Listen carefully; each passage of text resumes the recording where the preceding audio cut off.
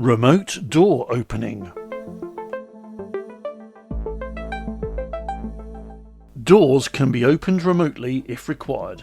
For example, a contractor has arrived on site for a one-off job and a fob has not been picked up or is not required. Click on Areas in the Common Tasks menu. Then use the arrows to navigate to the required door. Then select this door. Click on Door Commands. You will be given three options.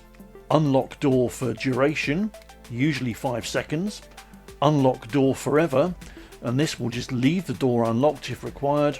Or unlock for a certain period of time, i.e. 5 minutes. The lock will disengage for that amount of time and then lock as normal once the time has expired.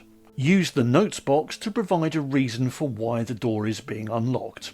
This will show in the event log, and it's good practice to put the reason why.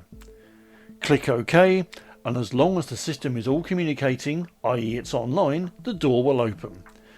To cancel any door unlocks, click on Door Commands and select Cancel Door Commands.